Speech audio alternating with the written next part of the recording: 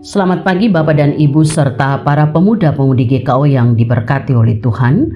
Hari ini Selasa tanggal 5 September tahun 2023, saya Pendeta Irene mengajak kita semua untuk mengikuti renungan harian yang dikeluarkan oleh Sinode GKO dengan berpedoman pada pola pembacaan Alkitab 4M, menerima, merenungkan, melakukan, dan membagikan firman Tuhan.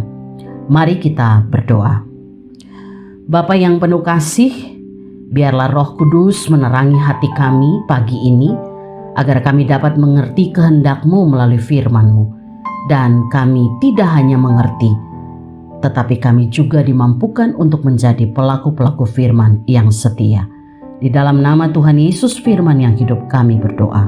Amin. Hari ini kita akan merenungkan firman Tuhan dengan tema bernyanyi, bermazmur, dan percakapkanlah. Dan pembacaan Alkitab hari ini terambil dari Mazmur 105 ayat yang kedua. Demikian firman Tuhan. Bernyanyilah baginya, bermazmurlah baginya, percakapkanlah segala perbuatannya yang ajaib. Amin.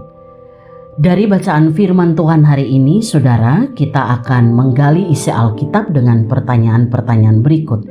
Yang pertama, kepada siapakah kita bernyanyi dan bermazmur? Dari ayat ini kita mendapat jawaban, kita bernyanyi dan bermazmur hanya kepada Tuhan. Pertanyaan yang kedua, apa yang harus kita percakapkan?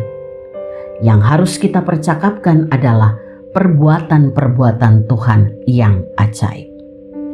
Saudaraku, Mazmur 105 ini adalah sebuah ajakan atau seruan agar umat Tuhan yaitu bangsa Israel bersyukur atas segala perbuatan Tuhan di masa lalu. Bahwa Tuhanlah yang telah memilih mereka menjadi umat pilihannya melalui nenek moyang mereka Abraham, Ishak, dan Yakub. Bahkan ketika bangsa ini melihat ke masa lalu, tidak ada perbuatan Tuhan yang mencelakakan atau membinasakan hidup mereka.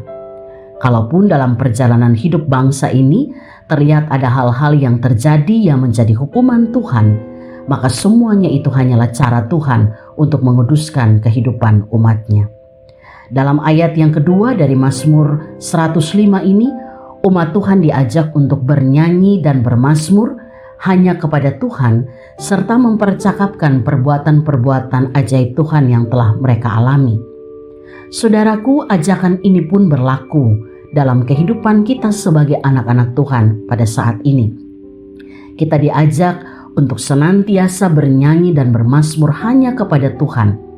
Dan hal itu tidak hanya dilakukan sebagai bagian dari ritual ibadah saja, tetapi menjadi gaya kehidupan kita setiap hari. Karena kita melihat secara langsung bagaimana penyertaan Tuhan dalam kehidupan kita sampai dengan hari ini. Namun saudara, untuk bernyanyi dan bermazmur dengan antusias, maka anugerah Allah perlu meresap dalam hati setiap kita sebagai anak-anak Tuhan. Karena tanpa hati yang penuh dengan kasih Allah, tanpa hati yang menyadari akan kasih karunia Tuhan, maka nyanyian kita hanya akan seperti gong yang berkumandang dan canang yang gemerincing. Tidak ada maknanya sama sekali.